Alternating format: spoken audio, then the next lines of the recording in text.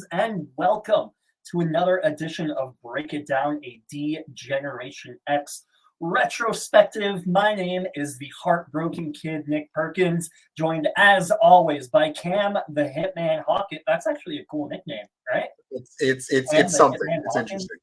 That's cool.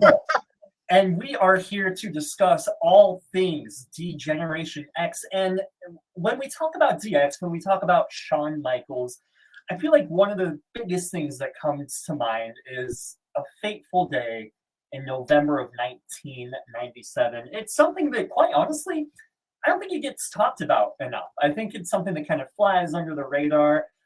Definitely, there's not like a dozen documentaries or hundreds of podcasts about it. I'm talking about the Montreal Screwjob, which is not something that a lot of people know about. Cam, have you heard of this before? No. I feel like you're gonna hit me to what's going on. Not something I'm super familiar with.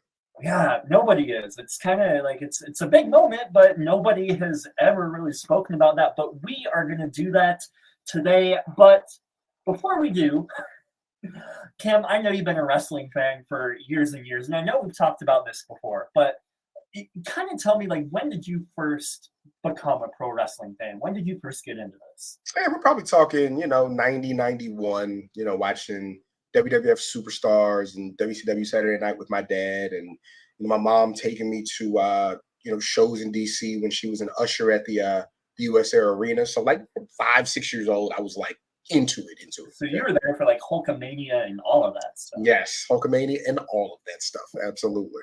That is awesome. I didn't come on board until about right around 1997, actually, when we're talking about this. And I said in a previous episode that my first wrestling memory was that Raw where Bret Hart was cutting a promo on Shawn Michaels in the wheelchair. You remember that? Mm-hmm. And after browbeating the guy for what seemed like 20 minutes, Shawn Michaels gave him the sweet chin music, kicked him out of the wheelchair. I was just flipping through the channels and happened to see that and lost my mind, because you're not supposed to super kick people in wheelchairs. It's highly frowned upon, right?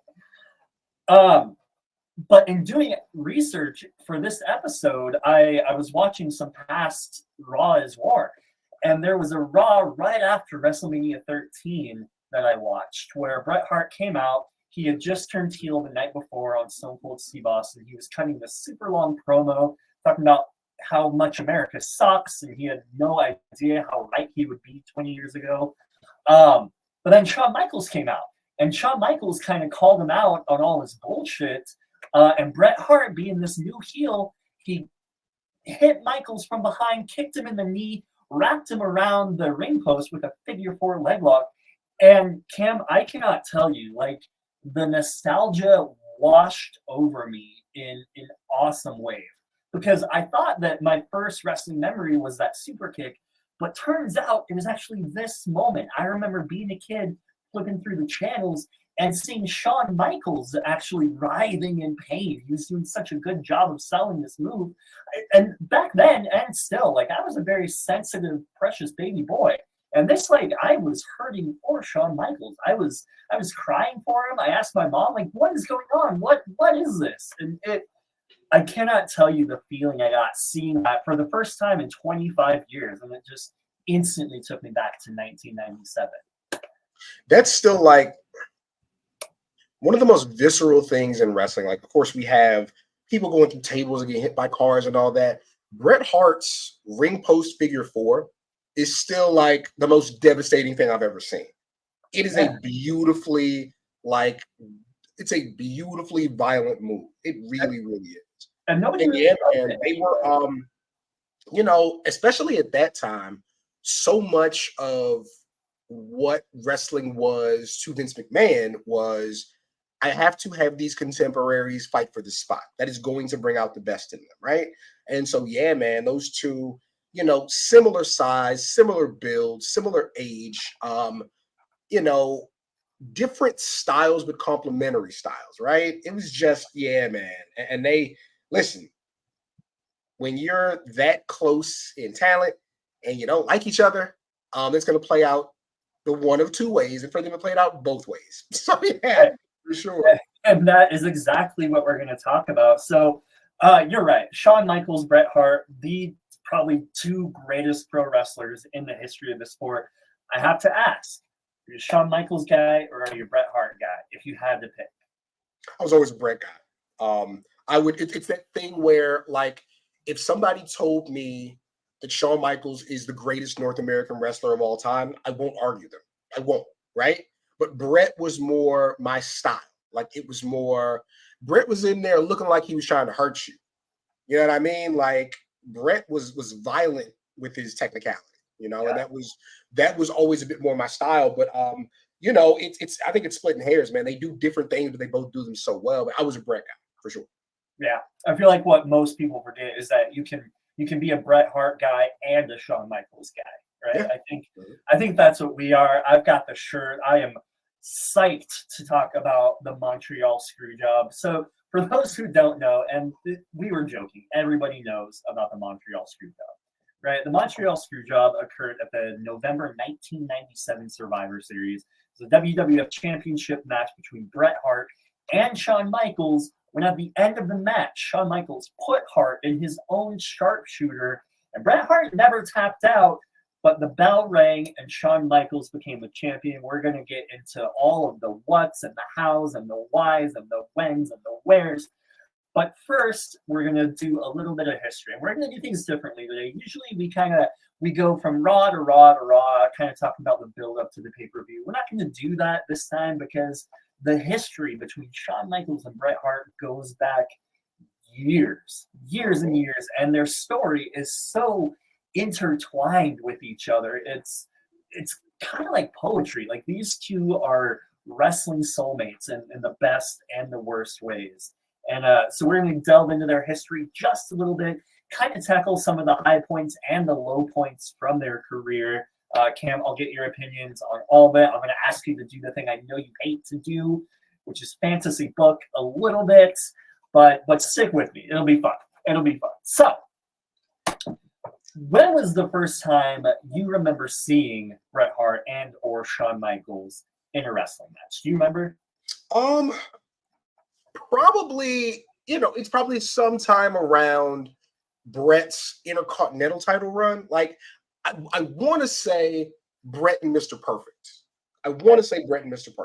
Because I saw singles Bret before I saw Hart Foundation. Like, I had to go back and see Hart Foundation.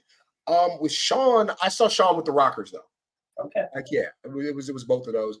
I think, but remembering them, that old WWF Raw video game where, like, Shawn Michaels' finisher was a teardrop suplex. That's really even though it's not TV, that's my first real memory of them, like, existing that I could hold and grasp, Yeah. I remember playing, that was, I think, probably my favorite video game for the Super Nintendo back in the 90s. That was a good one. I was always Diesel, and his powerbomb in that game was incredible. Yeah. So you kind of alluded to it. Bret Hart and Shawn Michaels were both tag team wrestlers when they first started out in the WWF. Bret Hart with Jim Neidhart as the Hart Foundation, Shawn Michaels with Marty Jannetty as the Rockers. Two incredible tag teams in kind of an era where the wrestling style that they presented wasn't really in vogue at that time. This was back when Hogan and Macho Man and Andre the Giant were still kind of the big men on campus, so to speak. So both the Hart Foundation and the Rockers were bringing a whole new style, some from Japan, some from Canada, some from Mexico, and really kind of carving their own names, etching their names in stones in the WWF, and kind of almost immediately taking the WWF by storm as a tag team, right? You can really see, like, if you ever want to look at their impact, look at who writes and podcasts about wrestling now. Like, we're all those kids who grew up like, wait a minute, like, it doesn't have to be slow plotting a couple of punches and a slam and hulking up, and like, this thing can be athletic. And we all love and appreciate that. And that's what the media's become, because we got to see those styles really, like, put into the forefront. But yeah, like, and as we get to it, like, those guys, probably those two, Bret Hart and Shawn Michaels, are the biggest beneficiaries of like the steroid trial. You know what I mean? Like they adjusted how they did business. And now you have these guys who are, I think Shawn's 6'2", 6'3", right? He's not a short guy, but you have these guys who are closer to 215, 220, who are athletic and move, who all of a sudden comes to the forefront. But like you said, our introduction to that was them being a part of these like fast, hard-hitting tag teams. Absolutely. Yeah, absolutely. You hit the nail on the head. You look at the wrestlers today, and you don't have people doing. I mean, except for your close personal friend MJF, you don't have people doing the body slams and the leg drops and the simple stuff. You've got the top rope moves and the going over the ropes and all these things, which really do come from Shawn Michaels especially. But then you have guys like Daniel Bryan who absolutely emulates Bret Hart, and that was great. They were trendsetters, and like I said, their careers really kind of paralleled each other because they both started out in tag teams, right? They both won the Intercontinental Championship after they kind of broke away from their tag teams. Bret Hart and Jim Neidhart, they split. It was kind of not really a feud ever. They just kind of went their own ways. I'm pretty sure Neidhart got fired for something. Bret Hart kind of went on his own and got the Intercontinental Championship from Mr. Perfect, went on a string of matches against Perfect and Rowdy Roddy Piper and British Bulldog, had these incredible matches. Shawn Michaels kind of followed suit, right? Just a little bit after Bret Hart won the Intercontinental title, he would lose it to the British Bulldog. The British Bulldog would lose the Intercontinental title to Shawn Michaels, right? We were off to the races. While Shawn Michaels was the IC champ, Bret Hart beat Ric Flair for the WWF Championship for the very first time in, I believe it was Saskatoon, right? Yeah. So there was a time in WWF where Bret Hart was the WWF champion, Shawn Michaels was the Intercontinental champion. Those were the two faces of the WWF in 1992 and 1993, right in the midst of that steroid trial. You're absolutely right. And they actually met for the very first time one-on-one in the 1992 Survivor Series. And this was a match that I didn't know existed until not too long ago. We all know about the WrestleMania match, their Survivor Series 97 match, but their match at Survivor Series 1992 was actually, it was a very kind of paint by numbers for them match, but paint by numbers for them is still incredible. Have you seen that match?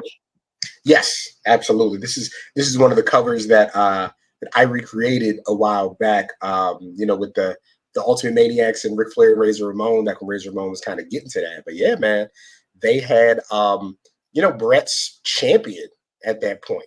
And yeah, beat him by submission. It's crazy to think like how main events like are construed now. Like we expect these longer main events. Like those guys went almost a half hour. You know what I mean? Like, yeah. It was a great match. It was certainly a sign of things to come. They would they kind of have some matches off and on. I believe at the 1993 Survivor Series, it was Shawn Michaels teaming with, wasn't it Jerry Lawler's Knights for some reason, taking on the Hart Foundation. That was a good match. 94, 95, they meet up once in a while, nothing too major. But their first major match where both guys were legitimate superstars happened at WrestleMania 12. It was the 60-minute Iron Man match, a match that you kind of love or you hate. People have called this match the greatest match in the history of pro wrestling. Other people have called it incredibly overrated. Cam, where do you lie? I think it was fine. Like I'll follow in the middle, right? Like WrestleMania 10, Razor Ramon, HBK ladder match is great. It does not stand up to TLC. You know what I mean? Like it doesn't stand up to the Money in the Bank ladder matches because it was the first of its kind. You're just kind of figuring out how to, first of its kind in WWF, though, sure. Nerds. But, you kind of, Jesse Owens would not win a college track meet anymore. You know what I mean?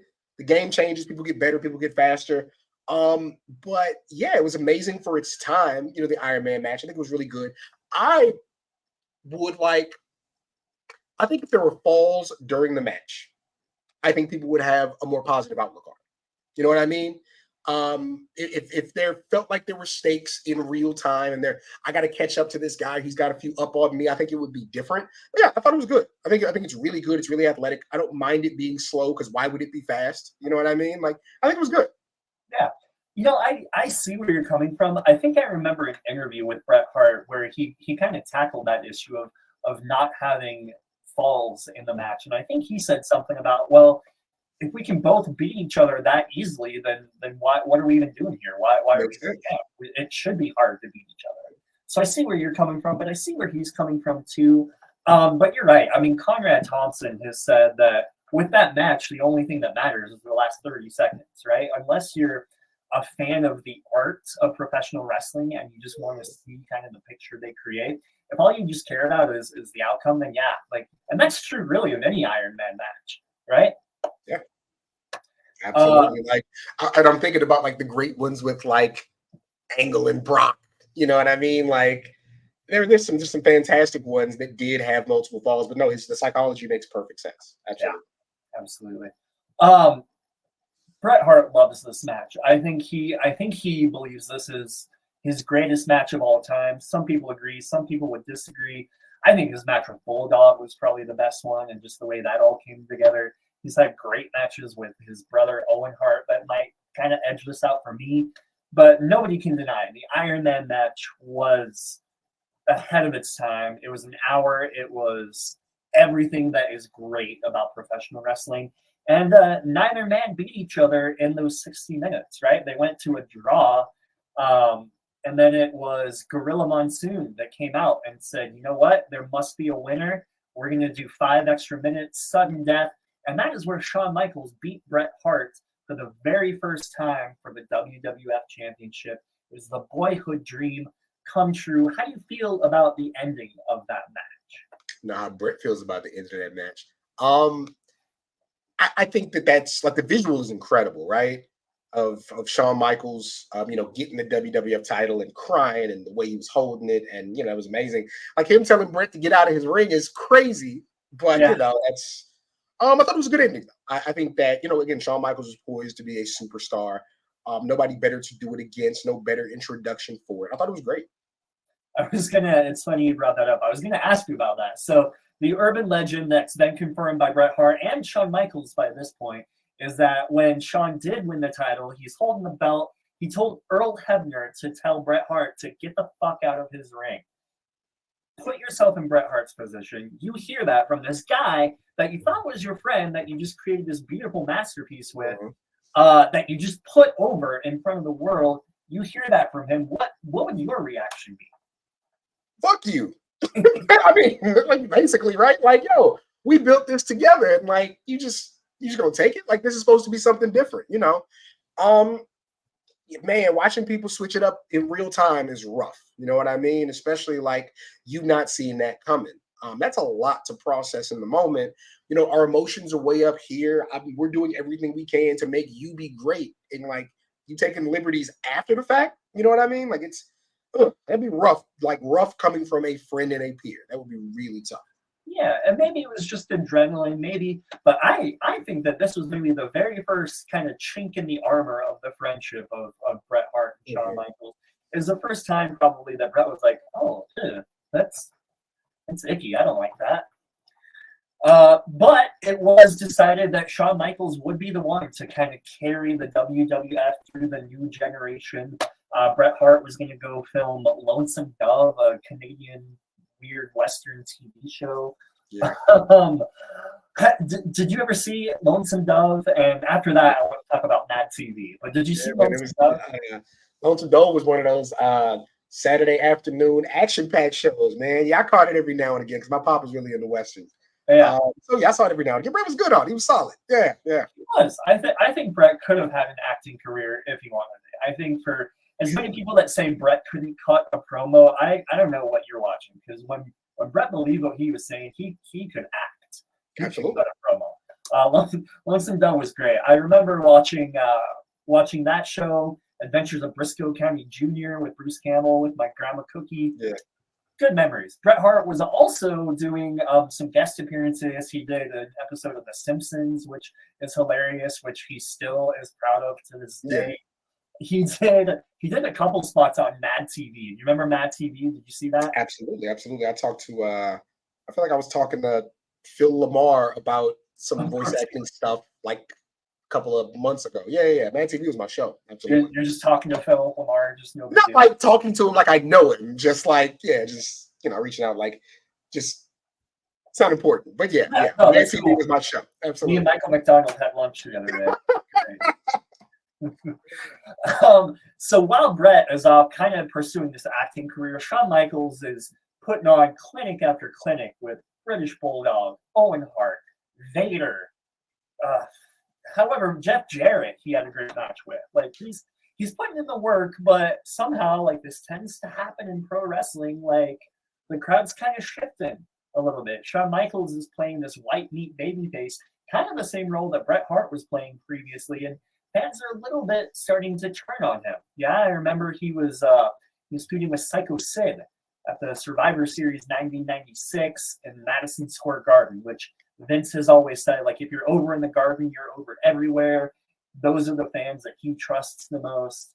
And it was Sid versus Shawn, and the crowd completely turned on Shawn Michaels. They booed him out of the building. They even booed Jose Lothario, right? Yeah. So booing the coach. How do you booing the coach? Yeah, man. Why do you think that it happened then? It still happens now. Why do you think that happens? What is it with fans that kind of, once you get to the mountaintop, them turning on you?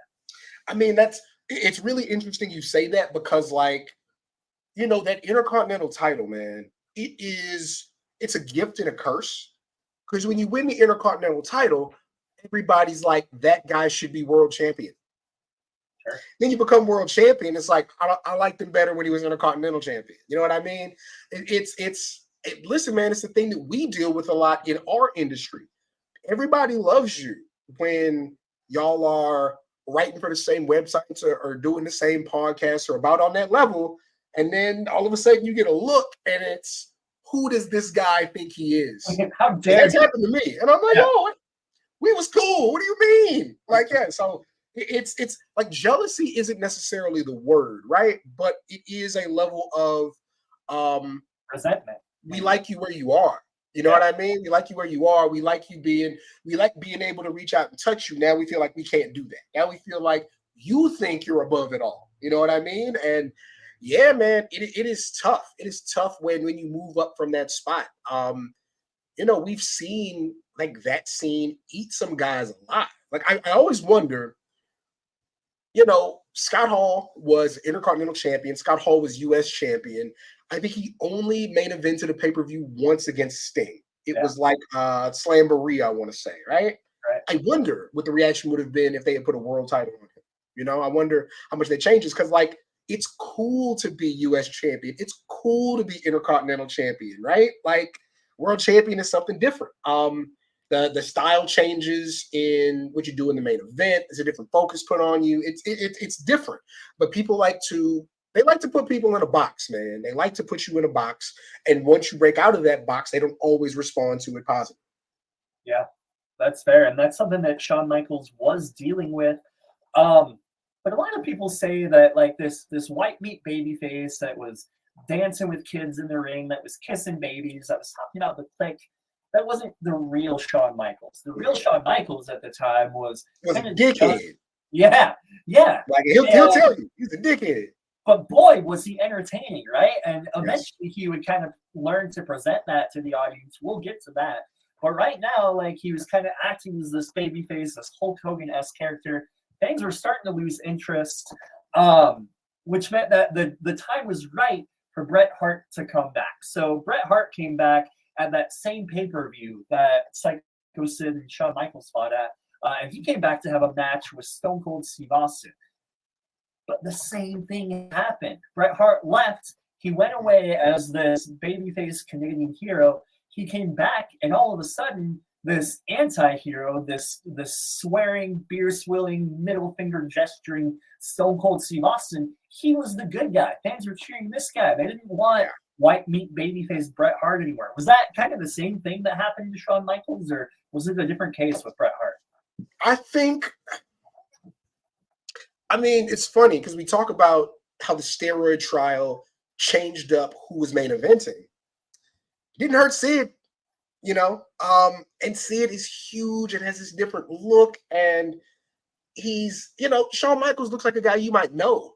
You know what I mean? Like it's different. Sid was legitimately larger than life. You know what I mean? So I think, you know, just he was the guy they wanted at the time. Looks like a world champion, you know, because we're not in a world where we've normalized the Bret Harts and the Shawn Michaels yet, even though they've reached that spot. You know what I mean? The Stone Cold thing that's a bad motherfucker.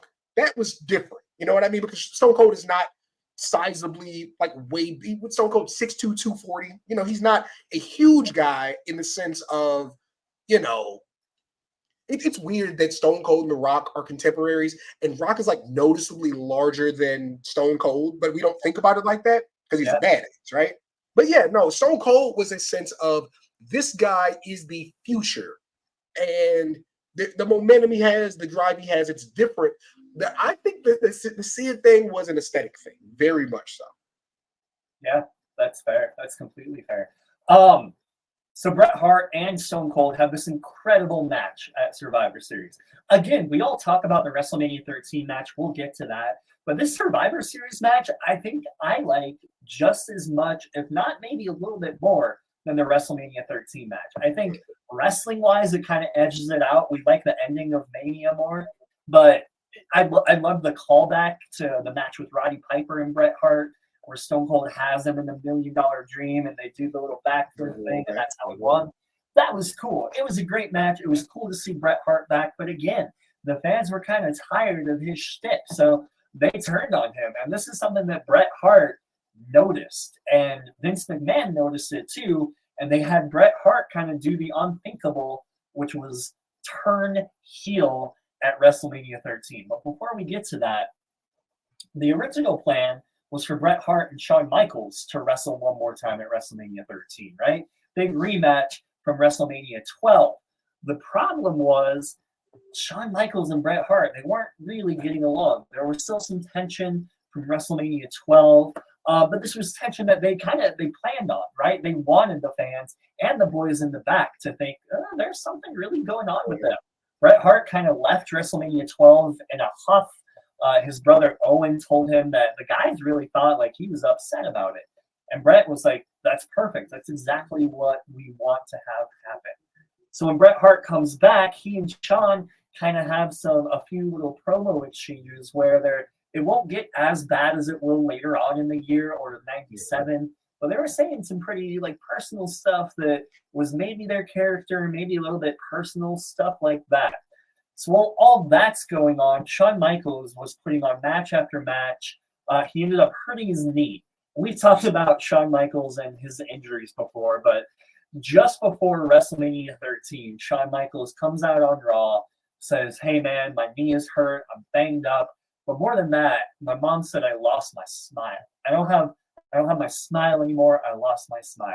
We've talked about this before, but kind of tell me your thoughts on that promo, and was Shawn Michaels really hurt, or did he just need time off? Because I mean, we used to make fun of "I lost my smile," right? Mm-hmm. But David Dixon's fan wrote a really great article a year or so ago about wrestlers and like mental health and depression, and like losing your smile is a legitimate thing. Like if you're doing this and you're not happy and you're struggling and you're trying to find solace in drugs or alcohol, like that's a legitimate issue. So what do you make of that promo from Shawn? When you and I talked about the lead up to WrestleMania 14, we talked about Shawn Michaels back, and you introduced the same question. And I think what I said at the time was like, I try to never downplay an injury. If you say you're hurt, right? But I also think, in listening to him reflect on the time, he wasn't in the best place, mentally. Now, could some of that have been, I just don't want to work with this dude? Yeah, but like, again, the mental health thing, man, it's, I've talked to a couple of people the last couple of weeks, just interviews and even the allusion to mental health. I talked to one guy and he was like, sometimes it's dark, man. Sometimes it's dark, and you're up and down these roads. You're away from your family so many days of the year.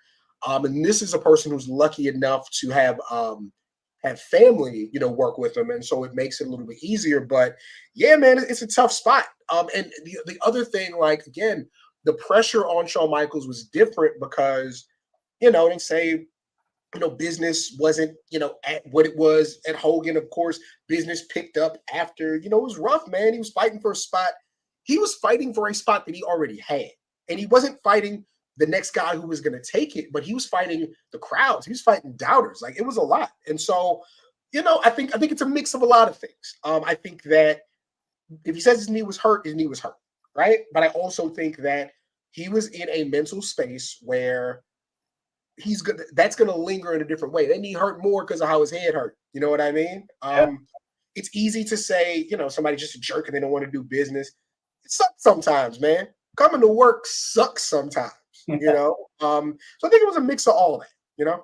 Yeah, that makes complete sense to me, and we'll get into that a little bit. Kind of the overlying issues between Bret and Shawn. We'll get into that, and it kind of touches on the mental health aspect a little bit. But because he relinquished the WWF Championship because his knee was hurt, he lost his smile. It ended up going to there was a match between Bret Hart and Psycho Sid, where Psycho Sid beat Bret Hart for the WWF Championship like the day after Bret Hart had won it in a 4-way. This was that famous cage match where Undertaker interfered, cost Bret Hart the match. Vince McMahon came into the ring and said, "Hey, Bret, you seem a little frustrated." I'm not saying it verbatim, but you seem a little frustrated. And that's when Bret pushed him on his ass, said, "Frustrated isn't the goddamn word for it." And that was like kind of the first time definitely the first time we've heard Bret Hart swear on national television, right? That's like hearing Hulk Hogan swear on national television. Like, Homeboy was frustrated, and this is one of those promos I'm talking about where he believed what he was saying, right? He's saying that he was screwed over by the World Wrestling Federation. He was screwed over by Shawn Michaels, screwed over by Vince McMahon, screwed over by The Undertaker. He's mad as hell. He's not going to take it anymore. Do you remember seeing this promo, and what was your reaction to him seeing this new layer of Bret? Not in real time, because I kind of saw heel Bret like when he was full Heart Foundation and they kind of running everything, Canadian Stampede and all that kind of stuff. Yeah. But I've reflected and gone back on it. And like, as a kid, you're just like, Bret's a crybaby. He's a crybaby. That was my whole thing. Bret's a crybaby. He's crying. But like you said, like as you get older, you're like, now he had some real concerns about his workplace and was voicing those concerns, right? He was sending out a sternly worded email. But at the time, I was like, he's such a whiner. You know what I mean? But yeah. Yeah, he was, and that's what Stone Cold Steve Austin would call him. He would start calling Bret Hart a crybaby. That led to a rematch from Survivor Series 1996 at WrestleMania 13. It was an I Quit match between Bret Hart and Stone Cold Steve Austin. Probably Stone Cold Steve Austin's best match he's ever had. Definitely one of Bret Hart's best matches. And ending that double turn from heel to face for Bret and Stone Cold. I think we talked about this before when we were talking about WrestleMania 14, but tell me your thoughts on the WrestleMania 13 I Quit match. It's probably my not even second favorite. His favorite is, a different thing. I think it's the second best WrestleMania match, period. I think that Kurt Angle, Shawn Michaels, WrestleMania 21, I think is the best WrestleMania match, period. I think it's amazing. But yeah, man, Bret and Austin, you got two like technical geniuses, right? Two technical geniuses. Even if Stone Cold was more so a brawler at that point, but you got them in there, two technical geniuses in there brawling it out, and the blood and the physicality and it's the again that ending, that visual did more for Steve Austin than anything outside of the Austin 316 promo. It is one of the most incredible, like, it's such a good visual. Like, they remixed it with Becky Lynch and she took off, even though she was already on that path. You know what I mean? No, it's an incredible match, incredible moment. See, let me tell you how good that match and that rivalry was. I thought they didn't like each other for real. Yeah. Yeah. Genuinely. I was like, these guys cannot like each other. And they love each other and speak so highly of each other. You know what I mean? They love each other. But yeah, man, that it's to that date and for the next almost decade, it was the most amazing thing I'd ever seen. It's incredible. Yeah. I think Stone Cold credits Bret Hart with him being as popular as he was, and a lot of that is due to that match. Even like that picture that you're talking about where he's in the sharpshooter and the blood's coming down his face, that was such a big deal that even like 2 years later when Bret wasn't even in the company anymore, they're marketing it on t-shirts and whatnot. It was such a great match. Do you remember, like, in real time, I don't know how old you were at the time, do you remember when Bret Hart officially turned heel and what that was all about and kind of how you felt about it? I don't remember specifically. Again, I know he was kind of on that trajectory, but is it just that promo talking about how America sucks? Right. Like, yeah, that I've seen back so many times. Again, in real time, he was just kind of on that trajectory. Like I said, I kind of saw it once it was fully formed with him, Bulldog, Owen, and Neidhart, like coming out, kissing America every chance they got. Like that was really what I saw, but not the specific moment. Sure. Yeah, I actually became a fan when Bret was already a heel. So I didn't see Bret Hart as the Canadian hero or like the underdog champion that won the belt in 92 and 94. He was a heel when I first came on. So I was already kind of preconditioned to think, this freaking guy who doesn't like America. And I'm like a kid back then. So I'm like, who doesn't love America? America's great. Little did I know, but we'll get to that. So Bret Hart, he did win the match at WrestleMania 13. Shawn Michaels did not compete at WrestleMania 13, but he did do commentary for the WWF Championship match between Psycho Sid and The Undertaker. And doing so we talked about his knee injury, right? And that's why he had to relinquish the title. At WrestleMania 13 and a few other shows, he was doing backflips off the top rope. He was like dancing around trying to show people, oh, my knee. He would later say that like his knee was hurt, but he heard backstage that people were kind of not believing him, that they were saying he was faking it. So he kind of did that just to kind of lay it back to him, right? Like, oh, well, yeah, maybe you're right. Maybe I did fake it. What are you going to do about it? Yeah. It's like, again, like, you don't want to like doubt what people say. You want to take them at face value. But again, like when you're not in that place you need to be in, that thing hurts when you want it to hurt or when it needs to hurt. You know what I mean? It's rough. Yeah, well, and when you're probably on as many different like painkillers and stuff that Shawn was on, maybe it really was hurt, and he just like had an hour that he could go do a backflip. Yeah.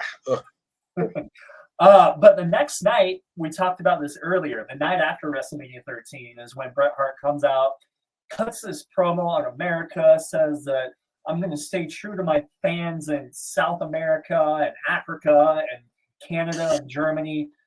I'm going to stick with them, but the fans in America, you can stick it. You can stick it. Yeah.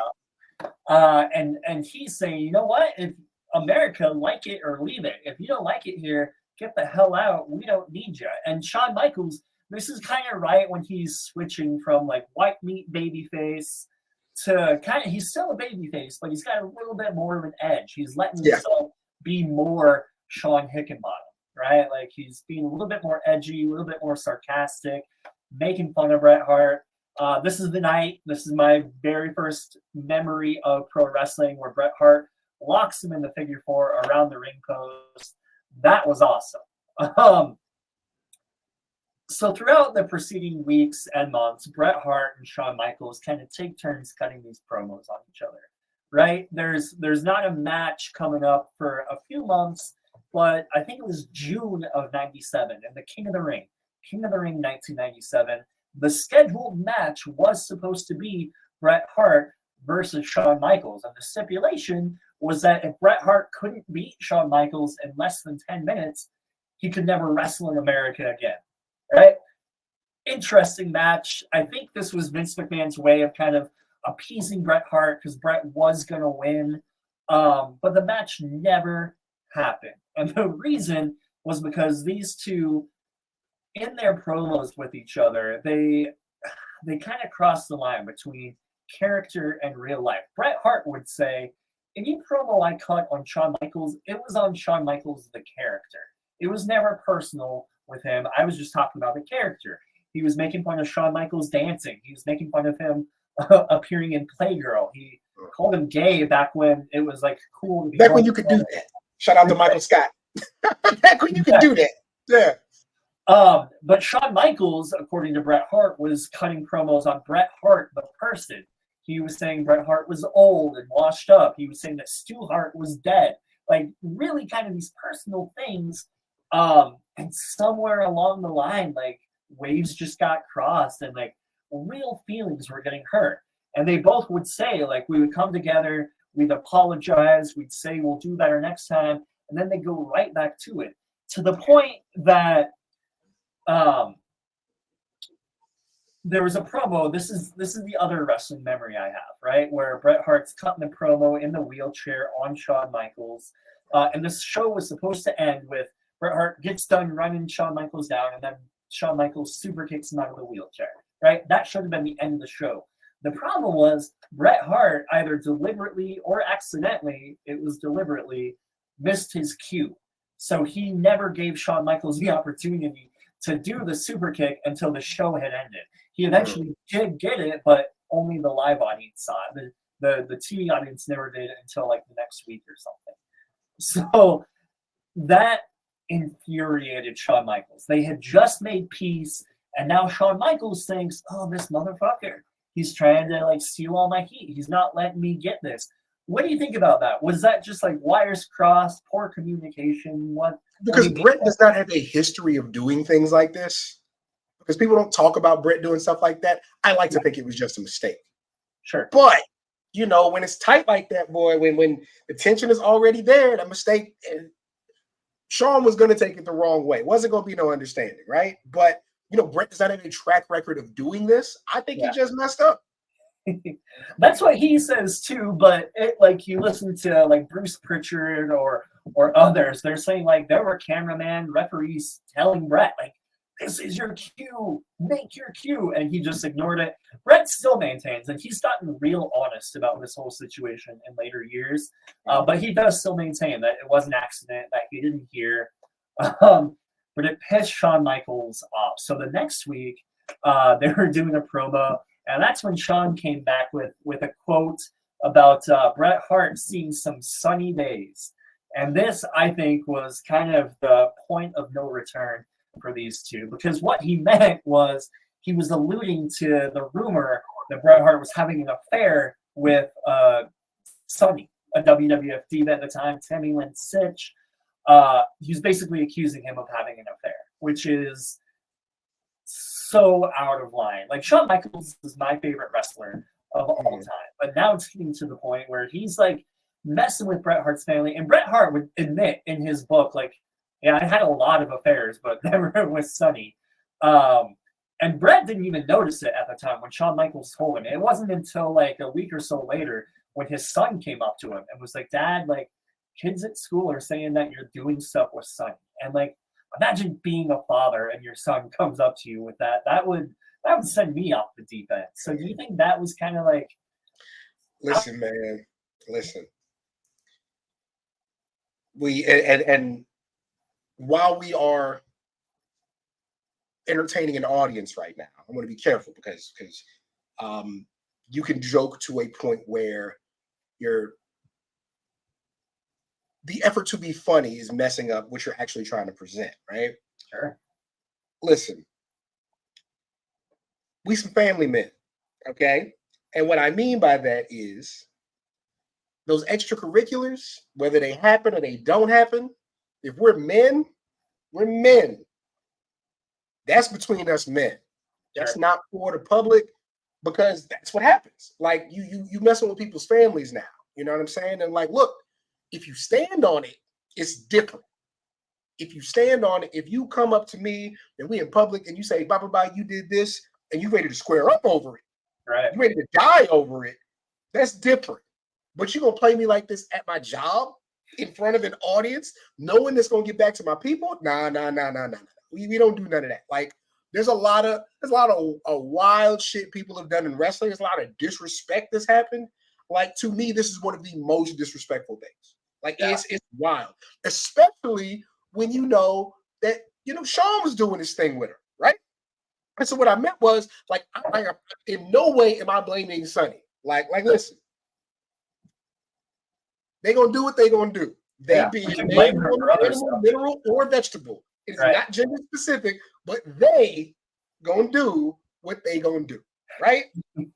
Listen, man, it actually, like, that kind of stuff actually upsets me, right? We don't got to get along. We don't got to be friends, but you're not gonna put bodies on me. Like, one, you're not gonna put bodies on me that aren't my bodies, okay? Like, Nick, what's crazy is the little bit of territory that I occupy in this wrestling space. It was December of 2019, and this girl I know who's a big wrestling fan, she's like, yo, I'm in town with some friends, and let's hang out. I'm like, cool, I'm going to this Christmas party, we can hang out after. So we're out with her friends, we're at this bar, and she was like, yeah, so what's up with you and X, Y, and Z wrestler lady? I'm like, yo, what are you talking about? She's like, no, I heard that y'all were. I'm like, no, none of that's true. Like, don't put bodies on me that aren't my bodies. Now, listen, I might lie to you about something, but that's my decision to lie about it. Don't put no bodies that aren't mine, like, on me, because when those kind of rumors start, that messes up all kinds of relationships. You know what I mean? Yeah, man, it was nasty. It was really nasty. And listen, I totally understand if from that point you and I can't get along no more, because you're talking about my family at this point. Yeah, man. Yeah, that's a big breaking point. Unsurprising to anybody, a few weeks later, the two would get in an actual fist fight. They were backstage. Bret Hart was wetting his hair, getting ready to go out. Shawn Michaels comes in, says, "Do you have a fucking problem?" Bret Hart says, "You haven't talked to me for weeks, and this is how you're coming at me." And then they just threw hands. And it wasn't like a fist fight like you and I would get to, like, outside of a bar. This was like a Jerry Springer, like, ripping hair out. Bret Hart had Shawn Michaels by the hair, literally ripped out a clump of Shawn Michaels' hair before it got broken up. Pat Patterson, there's a story that he actually, like, picked up Shawn Michaels' hair and just holding it around, put it on Vince McMahon's desk. Shawn Michaels at this point, like, he's a mess. He's pissed. He's crying. He's calling Vince McMahon. I'd be mad too. Like, when you're that guy, and again, Shawn Michaels is a different man. He's much older, much more mature. When you're, I know I started this. I know this is my fault. But I'm gonna come to you and say, do you have a problem? You know I got a problem. You brought a problem to me. All right. He got his ass beat. I'd be mad too. Like, so he got whooped. I'd be mad too. He did. So obviously, like, the natural inclination, he called Vince McMahon an idiot, said that these were unsafe working conditions. Right? He left for the night. Both guys, they're off the show. And talking about this, like, this was one of the first kind of big backstage brawls that fans learned about, right? Because obviously Meltzer heard about it. He reported on it. Other than, like, maybe, like, the Bruiser Brody stuff and, like, Sid Vicious and Arn Anderson, like, this was one of the most major fights that we've heard about from backstage. Obviously, that brings to mind, like, recent events that have happened in AEW. And I want to just kind of sidebar for a second. Bret Hart and Shawn Michaels had this fight, like a legitimate, like, pulling hair out, getting your ass beat fight. They were off the show for the week, back at it the next week. No lawsuits, no suspensions, no firings. How does that compare to today's environment where a fight happens and it results in, like, month-long suspensions, eventual firings? Like, how do you compare the two? I mean, again, this is personal. The Bret and Shawn, it's personal in a way that's built up over years and being contemporaries, and very much we are so similar, but we're fighting for this thing. Whereas the more recent stuff is more like, that's more ideology based. You know what I mean? And we're in this weird space where the talent is kind of in charge, and the vision that they had is different than the vision somebody else brought in. This is like they're both catty, but the more recent stuff is more catty because y'all can just get along and do business. Y'all aren't actual direct competition or competitors are fighting for a spot. Y'all are making so much more money than Bret and Shawn would have been at that time. Like you've been in the business way longer. You've been at its apex. Like, what are we doing, right? I understand Bret and Shawn a little bit more because we're hungry guys with years ahead of us finally getting to the spot. Now we're in competition to keep it. That was different. This stuff now is weak as fuck. And that's not just me talking. That's also people in those rooms and buildings talking. This stuff is weak as fuck. Yeah. So while we're on the topic, do you think the Elite and CM Punk could ever do business again? Do you think CM Punk could come back? Shawn Michaels and Bret Hart were doing business the very next week. Do you think there's a world where that can happen, or CM Punk? Absolutely. Do you think there's a devil mask? Absolutely. Like, because it ain't real beef. That's my thing. Like, it ain't real beef. You know what I mean? Like, this ain't over money. This ain't over girls. Like, it ain't none of that. Nobody, like, they fought, but it's not like I hit your kid. It's nothing like that. It's not real beef. It's yes, he could absolutely come back. I don't think they do it because I think egos are in the way to a point where it's not going to happen. And I also think like what Jack Perry did, like a lot of that was if there's always somebody back there who is going to test your gangster, if there's always somebody who's going to do that, we can't put you in that position. You know what I mean? Like we can't do that. But yes, I think it could happen, but the logistics, I do not think it will. Yeah, that's fair. That's completely fair. Well, the next week, Shawn Michaels and Bret Hart were back. They kind of made tentative peace a little bit. They did the thing again where they came back. They're like, "Hey, man, like I'm sorry. Let's try to do business. Let's try to do this right."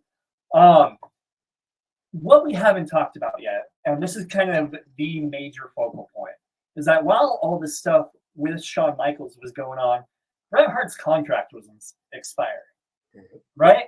In September of 1997, his contract was expiring, and he got an offer from WCW, and it was a big offer. It was like $3 million for 3 years. It was huge. But even despite having that much money on the table, Bret Hart did not want to leave the World Wrestling Federation. That's where he made his name for himself. He viewed Vince McMahon as another father figure. He did not want to go.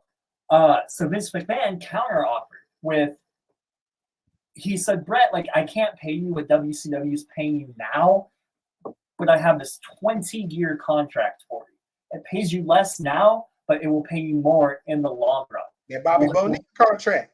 Yeah.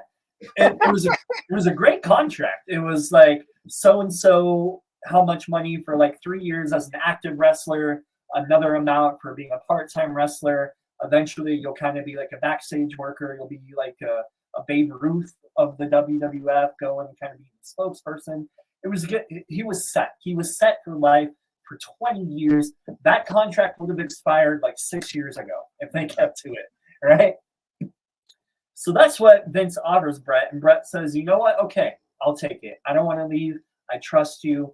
He turns Eric Bischoff down. But in September of 1997, things are not great for WWF. They're in this battle with WCW. They're losing the ratings war. They've lost Hulk Hogan, Kevin Nash, Scott Hall. Like, Nitro's kicking Raw's ass. Finances are not good for the WWF. So Vince McMahon comes up to Bret Hart and says, hey, man, like, I know I have this contract with you, but I can't pay you this. So you should try to see if you can get WCW to give you another offer. And Bret Hart is floored by this, because imagine, like, you're at your job, your boss offers you a 20-year contract, and then a few weeks later says, oh, never mind, I know we signed this, but I can't honor it. So go look. So that was messy for Bret Hart. So he's dealing with some contract stuff. He's working with Vince because as great as that money is, he doesn't want to go. So he's even willing to say, like, okay, let's do a different contract. Like, just give me a reason to stay. And in reading Bret Hart's book and in watching the documentaries and listening to the podcast, it kind of seems to me that Vince McMahon, he was pushing Bret Hart out, right? The same thing he did to Hulk Hogan, same thing he did to Macho Man. Like, he was kind of done with Bret Hart, and he was, I want to say, like, reverse psychologying Bret Hart, telling him, yeah, you should go get the WCW offer. Yeah. So eventually Bret's like, all right, well, if you're not giving me a reason to stay, like, my spot here, like, originally I was like this great baby face that people could believe in. Then you turned me heel. I was this great heel, but now Shawn Michaels is a heel. There's no role for me. I'm like a lukewarm heel. The money's not great here. Like, all right, I will go to WCW. The problem was Bret Hart was the WWF champion at the time. And that's the dilemma that we found ourselves in at Survivor Series. Okay, so my big question is, if you're Vince McMahon, do you try to figure out a way to make it work with Bret Hart to keep him in WWF? Or are you trying to kind of break up him and Shawn Michaels, save yourself some money, let him go to WCW? What would you do? I think it wasn't. Shawn Michaels was a new hot thing. That's who he was going to lean on. That's who he was going to go with. I think he understood having both of them didn't make sense. Right. And in his own way, right? He tried to, like you said, try to ease it. Hey, man, go over there and get the money, do your thing. Like, it's no problem. Like, just make that happen. But I think, yeah, in his own way, he was like, hey, man, he's not listening to me. You know what I'm saying? He's not taking my advice. So, you know, we gotta do what we gotta do. You know? I think that, like I said, he tried to let him down easy. He wanted him to go over there and get the money, but he made a decision on who he was going to go with. You know, I can't pay you. He could have paid him. Like, he didn't need Thrasher and Mosh. You know what I mean? Like, and no disrespect to those dudes. I don't even know if they were there yet, right? But like there was money there to pay him. You could have cut down on the roster if you wanted him. You didn't want him no more. You know what I mean? Like, yeah. And I think that's kind of the message that Vince was kind of passive aggressively sending Bret, that Bret didn't want to believe.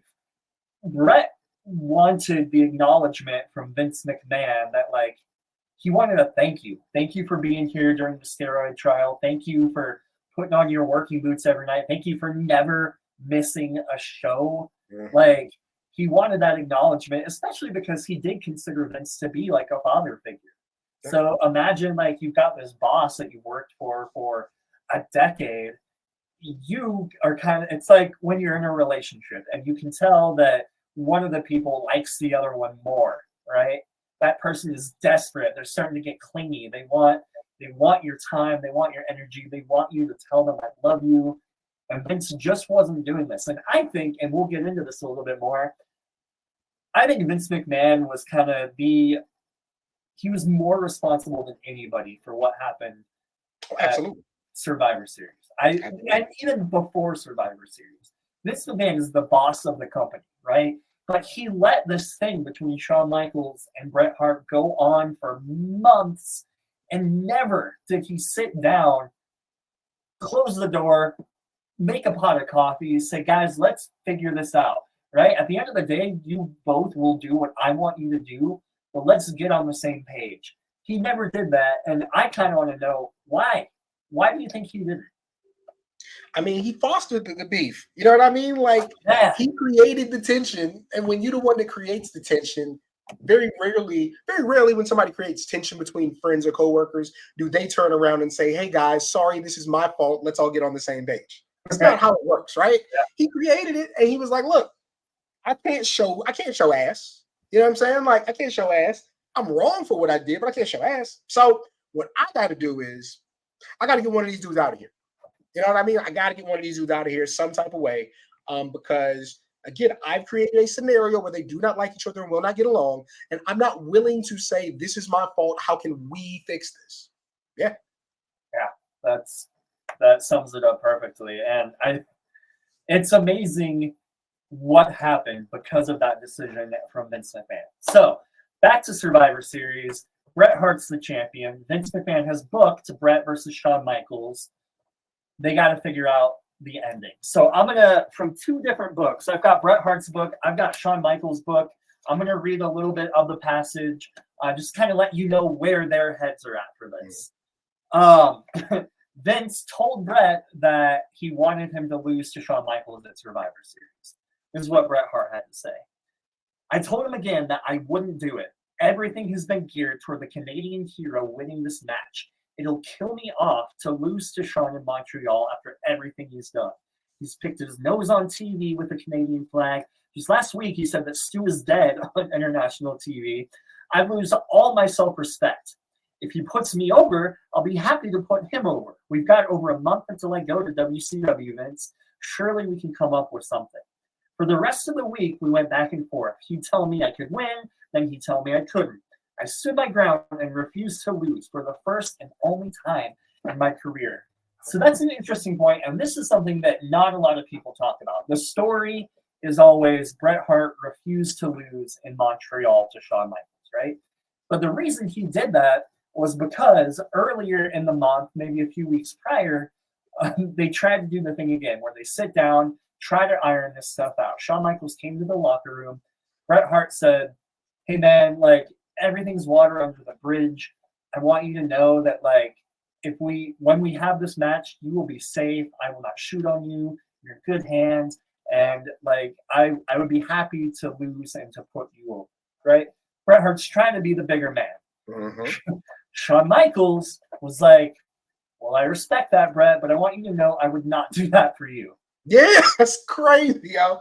That's cool. Like, I don't love you like that, though. That's wild. Bret Hart put the olive branch out. Like, had Shawn Michaels reacted like a normal human being to that, the whole landscape of pro wrestling could have changed. But instead, Shawn Michaels was pissed. He was dramatic. He was being an asshole. He said, I appreciate that you're willing to put me over. I'm not willing to do the same for you. And that is why Bret Hart refused to lose to Shawn Michaels in Montreal. Cam is pissed about it. So while he's doing that, I'm going to consult Shawn Michaels' book. Shawn Michaels had just competed with The Undertaker at Hell in a Cell. It was one of the greatest matches of all times. We've talked about it in the archives. It's the debut of Kane. It was an incredible match. So Shawn Michaels wrote, I was sky high the night after Bad Blood. I just had perhaps the best match of my career, and Hunter, China, and I were going to christen ourselves Generation X, where we got the podcast name, which was Vince Russo's idea on this evening's Raw. Even the thought of having to work with Bret in the coming weeks and at Survivor Series couldn't bring me down. I wasn't going to let him get to me. From my perspective, I'd won the battle with Bret. I was main eventing pay-per-views while he, as champion, was working tag team matches. My confidence was back. There wasn't anything that he was going to do or say that I was worried about. People had turned on me because they had heard a lot of untrue stories, many of which were made up by Bret. I never once gave my side because it seemed so transparent to me, and I was taught that the guy who was talking the loudest and defending himself the most must be hiding something. At that point, I really didn't know what the situation with Bret Hart was. My feeling was that Vince wanted to get the title off him. His contract was taxing the company too much money if he wasn't going to be the man. Shawn Michaels wrote, all I knew for certain is what I talked with Vince about. I was back into performing, and I was uninterested in the inner workings of what was happening with other guys. A week before Survivor Series, I found out Bret was going to WCW. I know Vince suggested Bret go and talk to WCW again. He even said that he would help Bret get a great deal there. Vince was going to give WCW the impression that he was willing to pay Bret even more money so WCW would up their offer to him. WCW did, and Bret signed with them. For the last several months, Hunter and I have been speaking to Vince on the phone every Wednesday to go over any creative ideas or concerns we might have. Vince valued our opinions and set aside some time to talk to us. The Wednesday before Survivor Series, we were on our weekly conference call. Shawn, barring some miraculous change this weekend, we are going to work a DQ. The next night, Bret has promised me that he will come out and give up the title. He'll go up to WCW. We can work out some tournament or something like that. I'm not comfortable with it, but Bret has given me his word. Was that a pretty good Vince impression? I loved it. Regardless of the relationship with you and he have, I've always asked him to do business, but he's not willing to do it for you. I can't change the match with someone else. I asked Vince, why didn't he just have Bret drop the title to someone else the following night on Raw? And he said that Bret had creative control over his last 30 days. So it's not really just me, is it? He doesn't want to drop the title before he leaves to anybody. No, he doesn't. It would be one thing if it were in the States, but especially in Canada, he doesn't want to do it. All of Canada is his. We're not in Calgary. What if I didn't want to do any jobs in the United States? So there's two different perspectives going on right now. Bret is saying, I don't want to lose to Shawn Michaels because he refused to lose to me. Shawn is saying Bret Hart doesn't want to lose to anyone, period, in Canada. What do you believe, or is there's something in the middle that we need? I believe, like when Bret says, me losing in Canada is going to hurt my brand, and that's unnecessary. And I'm going over to WCW, like I'm leaving, right? Like, why make me look bad in this way on the way out when I'm telling you we can do it next week? Like I'm telling you we can do it next week. You don't got no reason to doubt me. I've never played you like that. Like, just we gonna do it. Now, when somebody tells you I'm above it all, they're literally in the thick of it. So Shawn saying, like, I wasn't concerned with the inner workings literally means you were concerned with the inner workings. That's the game. That's the way it goes, right? Okay. But I'm more inclined to believe that, yeah, he didn't want to lose in Canada. Why should he lose in Canada when we can literally do this right after the fact?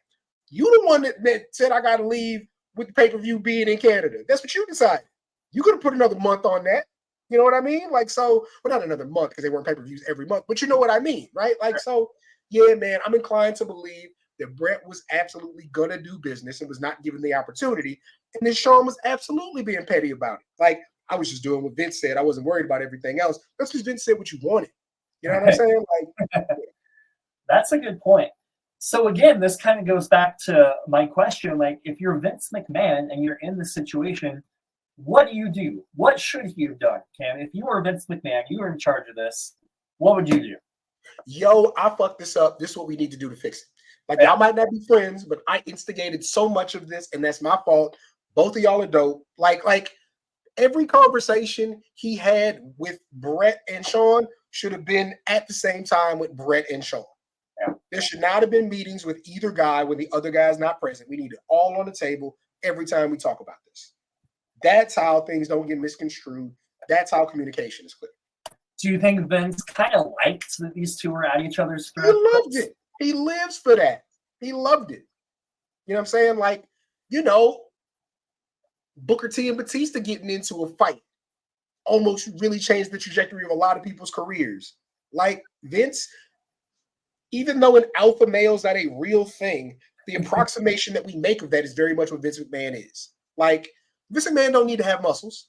He chooses to have that so that he can relate in his own way to the talent, right? Like, yeah, he live for that shit. He creates competition between people to get the most out of them.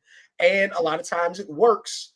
In this particular case, it got the most out of every guy, but it also broke them, broke their relationship. You know, like, and not to say they were best friends, but they at least had respect and a rapport. They were pretty close. Bret Hart said that, like, Shawn Michaels would come to his house and they would, like, play with each other's kids and stuff. Like, yeah, man, they were pretty close. That egos and that competition. Like, and what I'm saying is, over time, like, once the thing was broken, I mean, like, it wasn't going to be, we're not going to get back to being best buds, but there could at least have been respect and rapport if there's communication. The person who broke the communication maximized financially and artistically off of that, you know, and that's what they created. I want to talk about that word that you just brought up, respect, because in my opinion, like, after 26 years of, like, hearing all the stories, reading all the books, I think this all comes down to respect. And it's so funny. We talked about how Bret Hart and Shawn Michaels' careers were so similar, how they're pro wrestling soulmates. I think the thing that they wanted the most was the same thing. they wanted the respect from each other. Bret Hart wanted Shawn Michaels to say, you paved the way for guys like me. You made it so that I could do what I'm doing. Bret Hart wanted him to say, you are the new kid in town. You're excellent. They both just wanted that acknowledgement from each other, but neither one was willing to do it. What do you think? Do you think I'm kind of right on the money there? Yeah. And so, like, I want to make sure with all this, I'm not absolving Bret Hart of any wrongdoing. Bret Hart takes himself very seriously. Bret Hart is very much set in his ways, even with things he agrees with. And so, like you said, there's also the part of him where, even though I think he's more right in the situation, he's not a perfect person, and he'd tell you that. You know what I mean? Like, there has to be middle ground because there's so little I'm right, you're wrong that is actually acknowledged in the world. There has to be give and take. There has to be understanding. And yeah, man, he did his part to make things a little difficult. You know what I'm saying? Like, yeah, absolutely. So, yeah, I would agree, and Bret Hart eventually would agree with you as well, that they kind of both, all three of them, kind of screwed it up. But Bret Hart, in his contract, did have a clause that said he had reasonable creative control for the last 30 days of his career. So, my question is, like, was Bret Hart wrong for not budging? Like, he had that clause in his contract. He had the right to refuse to lose to Shawn Michaels. So should they have figured out something else? I think him saying, yo, I'll drop it next week. I don't think he's Hogan in that doesn't work for me, brother. I'm going to change everything that we're doing. I tend to believe him, man. And I don't think Shawn Michaels, like, looking at it long, it wasn't good for Shawn Michaels to be on the positive end of that. Eventually we get to DX and it works out artistically, but I don't think Shawn Michaels gained anything from the way it worked out. So yeah, I think Bret was right. Like, there's a way to do this that works. I think Shawn Michaels looks way better beating Bret Hart straight up, regardless of the location. Sure. Well, that wasn't going to happen. Bret was refusing to budge. So was Vince McMahon. So eventually, and this is kind of where things get a little bit fuzzy, but Vince McMahon meets with kind of his inner circle. There's Jim Cornette, there's Jim Ross, there's Vince Russo, Shawn Michaels, Triple H. They're all kind of in the room together at various points in the week leading up to Survivor Series. Vince is saying, hey, Bret is refusing to lose. And depending on who you listen to, either Triple H or Vince Russo or Jim Cornette was like, fuck him. If he doesn't want to do business, we'll do business for him. Let's screw him, right? And that's what they do. They come up with a spot where Shawn Michaels will put Bret Hart in the sharpshooter. And even though Bret Hart doesn't tap out, Vince McMahon will ring the bell. The referee, Earl Hebner, will call the match. Bret Hart loses without ever giving up. Shawn Michaels is the champion. That's exactly what happens at Survivor Series. I'm going to read for the last time from Bret Hart's perspective about what he was thinking when that happened. Halfway through what was supposed to be a 30-minute match, I made my way to the top corner. When I leapt off, Shawn pulled Earl in front of me, and the collision left both me and Earl sprawled out on the mat. Shawn then stepped over me to put the sharpshooter on, but he crossed my legs the wrong way, so I called up to him the other way, and he switched them. As Shawn turned me onto my stomach, I saw Earl for a split second, motioning with his fingers, and then strangely standing at the ring apron, wearing an angry scowl. Then he screamed at the bell ringer, Mark Eaton, ring the bell, ring the fucking bell. Eaton, in stunned disbelief, couldn't bring himself to do it. I frantically tried to reverse the sharpshooter on Shawn as Vince snapped at Eaton and the bell clanged over and over. I couldn't believe it. Earl had fucked me. It felt like all the blood in my veins had just evaporated. Earl jumped out of the ring and ran away as fast as he could toward the back. My first thought was that somehow I'd let the whole country down. Shawn put on a show, cussing and carrying on as if he wasn't in on the whole thing. I saw Vince on the floor. The thought crossed my mind to jump out and go crazy on him. I looked over at Mark Eaton with his mouth open and tears in his eyes. I leapt over the top rope, carefully aimed, and spit at Vince, hitting him right between the eyes. I saw Shawn hoisting the belt in the air in victory, and then being hustled away down the aisle by Hunter and Jerry Briscoe. Vince kept trying to wipe my spit from his eyes. The crowd totally got what had just happened and began angrily chanting bullshit. The Montreal fans were outraged. A spark was all it would take to have a full-scale riot, and that was a bad idea. I had to calm myself and think smart. What would my dad do? Looking out at the stunned crowd, I fought the tears that were swimming in my eyes and thought, don't you dare give these backstabbers the satisfaction of seeing you cry over any of this. Don't you dare cry. I worked so hard for him, 14 years. All I wanted was my dignity. And I think that excerpt from this book does a great job of pointing where Bret Hart was in his mind on that day, right? He's angry, but even more than that, like he is sad. He's given 14 years of his life to this company, and he got screwed in the middle of the ring. And it's really sad to think about that. That's how the WWF career of Bret Hart ended. Was this betrayal? Do you remember, like, were you watching WWF at the time? Do you remember the fallout from this? Did you watch the pay-per-view? Yes, I didn't see the pay-per-view. We waited, the folks weren't buying pay-per-views at that point. But, next night on Monday Night Raw, saw it, kind of saw them play it up all, through the next couple of months. But yeah, man, it was crazy. It was crazy. And, is this real? Is this real has never stood out more than that moment with the kids talking about it at school, and it was the craziest thing in the whole world. But yeah, what stands out to me is that part about Shawn Michaels, about him playing it up. And it's the most disingenuous thing in the whole. It is so disingenuous.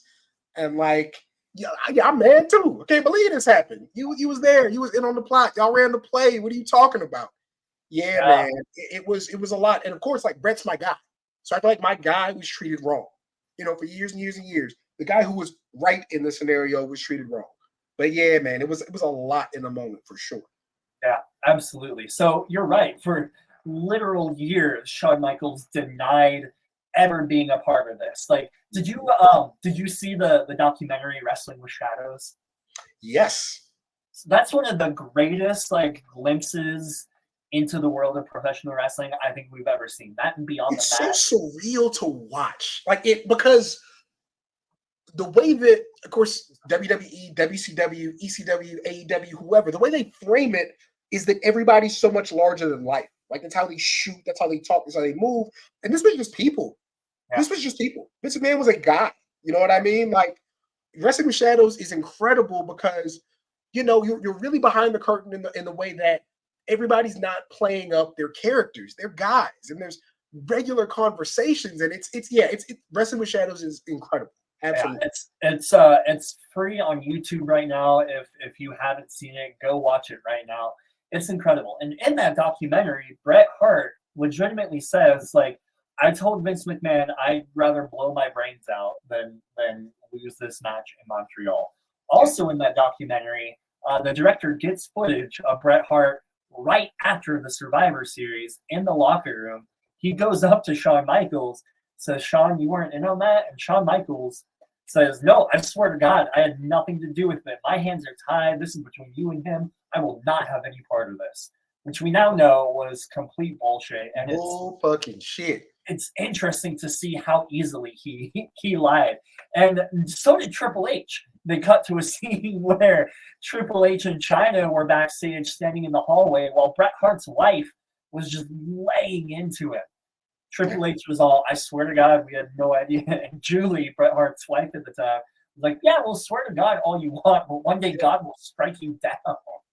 Yeah. Obviously, we know that didn't happen. Triple H is in charge of the company now, but it was fascinating to watch. And the other thing that the documentary got, which we're going to discuss a little bit, after the show ended, so pay-per-view goes off the air. Bret Hart is furious. Owen Hart, British Bulldog, they come out. They're just standing there trying to figure out what to do. Bret doesn't know what to do, so he gets out of the ring, starts smashing the monitors, starts doing this, the WCW thing in the air. I'm surprised he didn't try to tackle Vince McMahon. But show ends, they go backstage. Vince McMahon scurries off, locks himself in his office. Bret Hart goes into his locker room, starts to shower, yells at Shawn Michaels a little bit. But Vince McMahon, I guess to his credit, comes into Bret's locker room, Bret Hart comes out and says, if you're still here by the time I get out of the shower, I'm going to punch you in the face and I'm going to knock you out. Goes back into the shower. Comes out, Vince is still there. And he says, Bret, this is the only time I've ever had to do this to one of my performers. Bret, a man of his word, uppercuts Vince McMahon, punches Vince McMahon in the face, knocks him out. That man left the ground. Yeah, like lifted him up with an uppercut. When you heard that happened, and I'm sure it was probably, unless you were subscribing to Meltzer or unless you heard Eric Bischoff's comment the next night, it was probably a while before you heard that Bret Hart punched Vince McMahon out. What was your reaction? In my case, it was years later, and I was like, good. Yeah. Good. You know what I mean? Like, oh, the man played you in public. You had to do what you had to do. But a good, like, that's the real interesting part about like a certain generation of like fathers and father figures. Bret was like honest with his emotions and told him, if you're still here when I'm done, it's going to happen. Yeah. Because the man in his mind is, one, I don't take the threat seriously. Two, now that I've really messed this thing up, I feel the need to explain myself, even though you've already expressed exactly how you feel. You got to hear my side of it. You heard his side, all right. Put that man in the dirt. Do you think part of Vince like did think that He didn't think he was going to hit him? And the way he thought he was going to hit him. No way he thought he was going to swing on him. He found out. Yeah, he did. He fucked around and he found out. And with that, it was the end of Bret Hart's career in the WWF. So I'm going to ask you a few questions. I'm going to ask you to role play a little bit. If you were Bret Hart in this situation, you hear the bell ring, what do? What's your reaction? I think that like what he did is probably what me and most people would have done. There's disbelief, there's confusion, there's wondering who did this to me. There's the wanting to save some face and defend yourself by saying like, this is why I'm leaving. You know, it was Hogan, this is why this company is in the shitter, brother. You know, like it was that, you know what I'm saying? Like, I think Bret was as rational as anybody could have been. And I would like to believe I would have been that rational. He didn't whoop nobody ass until he was backstage. You know what I mean? Like, yeah, I like to believe I would have reacted the same way. What about if you were Shawn Michaels and you are approached by your boss who says, we have this idea, we need your help to pull it off. What do you do? Nope. Listen, I ain't never fucked nobody over career-wise ever. There's one guy who I did not like working with, and because he was a real jerk to me when I first started working at the college. He was a jerk, like early and often. And then years later, I become an advisor. I'm on a hiring committee, and my supervisor asked me about him. I said, I will not work with him. Okay. He was like, no, I'm not going to work with him because like attitudes like that don't disappear. Sure. You know, like that's how you feel. No, I can't work with you. But again, that is not me conspiring to take something from somebody. That is me giving you an honest assessment of something that's happened. You know what I mean? I can't fuck nobody over at work. I couldn't do it. Like, nah, man, we're not doing that. We're doing something different. Like, even if it puts me in a better position, I can't play you like that. Couldn't do it. But I will say, again, this is a guy I don't like on a professional level. Like, you know, if I don't like somebody to the point where I'm putting their business in the street, maybe I would do something a little backhanded. But I don't know, man. That's a lot. That's a whole lot. Sure. What if you're Earl Hebner and right before you go out to like a day previous, Bret Hart comes up to you. He says, look, I know they're going to try to figure out a way to screw me out of this. I just need you to like let me know. You tell him, Bret, I swear on my kid's life, I will not do anything to screw you. And then right before you go out to the ring, your boss comes up to you and says, this is what you're going to do. What do you do? I would never be a referee, Nick. His position is tough. You know what I'm saying? That's different because if he don't do the thing, they'll let him go. Matter of fact, didn't they let him go for selling bootleg t-shirts? Yeah. You know what I'm saying? Like, yeah, he on thin ice. He got to do it. He don't really got an option. So, like, this swearing on your kid's life stuff is real nasty. That can cost you in life, you know. But he was in a tight spot, man. I understand his position more than anyone else's. You know what I'm saying? Like, You just the referee. Like, you need this. So that I empathize with him a little bit for what he had to deal with. Yeah. Sure. Yeah. Well, it was a long night, and it was kind of before the deaths of Eddie Guerrero, before the Chris Benoit tragedy. Like, this was the biggest black eye on the business of professional wrestling in years. Bret would go to WCW, and it was bad. Like, Bret Hart said that Vince McMahon told him once WCW wouldn't know what to do with a Bret Hart, and he was exactly right. So this is kind of where I want you to fantasy book just a little bit. You're Eric Bischoff. You get Bret Hart right after this monumental shift in the world of professional wrestling. You have like a month before he's on your show. What do you do with Bret Hart?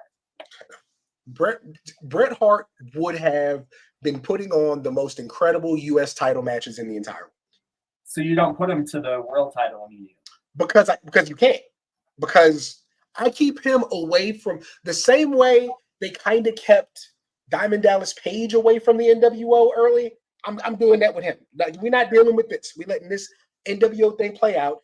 I got him in there with the Booker T's, the Chris Jericho's, the Ultimo Drag. Like, I'm doing that. I'm not putting Bret Hart in this weird, crazy story that I got going.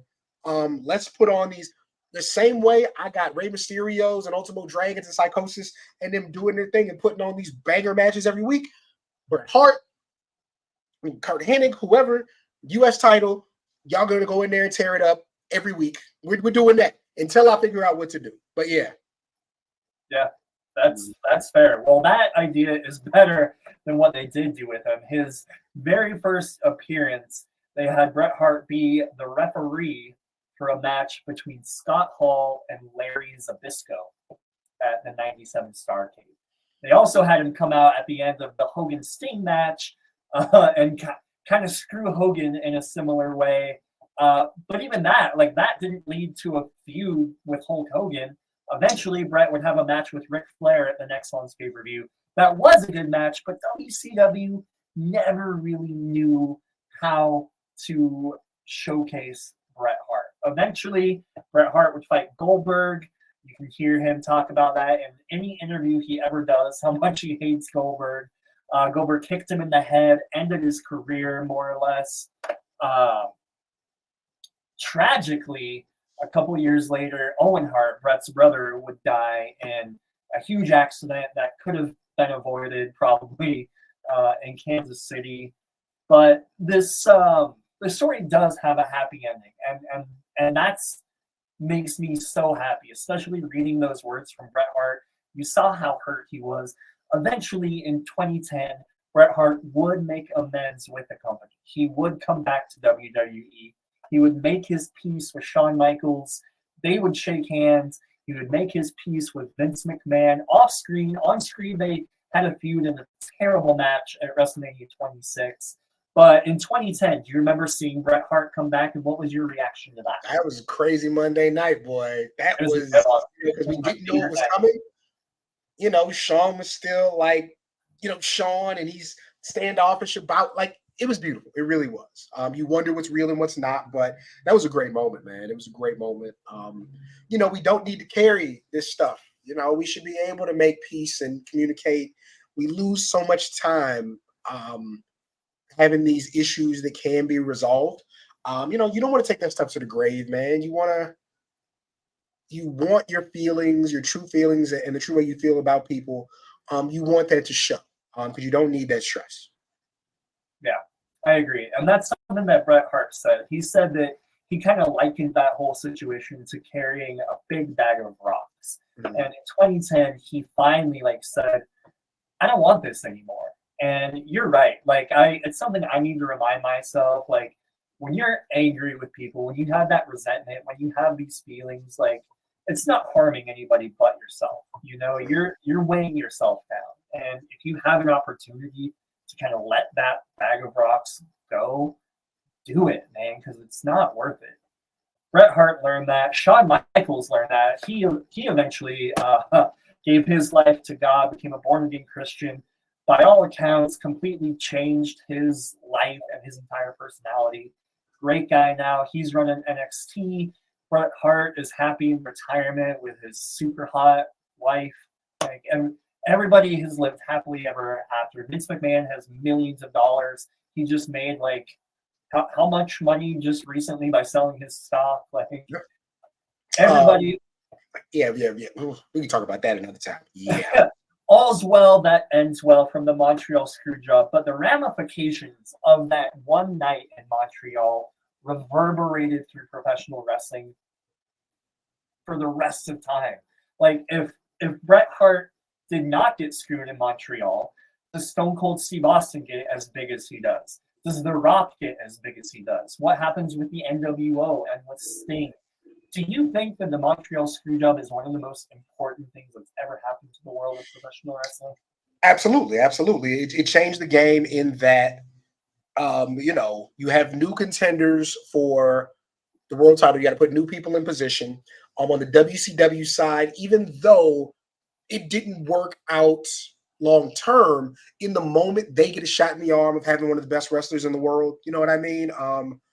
Yeah, and so now Shawn, he's new Undertaker finds new life after that as Shawn Michaels, one of his biggest opponents. Kane jumps up after that. Absolutely. I've always been a butterfly effect guy in that, one thing changes, everything changes. But it's absolutely one of the most important moments in, you get heel Vince McMahon is probably the biggest thing that comes from it. Which in turn you get Stone Cold. You know what I mean? So yeah, absolutely. So my final question, Cam, as we end this 90-minute talk, I was kind of worried that we'd only get like maybe 20 or 30 minutes out of this. I didn't have that many notes. You're just going by memory. But yeah, we got an hour and a half. So my last question for this, the quote was Bret screwed Bret, right? That's what Vince McMahon said. My question to you is, who screwed Bret? Vince screwed Bret. Why am I thinking about this so hard? Vince screwed Bret. It's absolutely Vince. Like the man with the most power in the situation abused the power. Other people did bad things, but it all falls at the foot of one person who could have fixed it. Vince screwed Bret. Does Bret take himself too seriously? Yeah. Was Shawn Michaels emotionally immature? Yeah. But Vince had control over the whole thing. It was Vince. Absolutely. All right. You heard it here, folks. Cam Hawkins says Vince screwed Bret. I agree. This has been Break It Down, a D-Generation X retrospective. Thank you for joining us. We will see you next time. And if you're not down with that, my friends, Cam's got 2 words for you.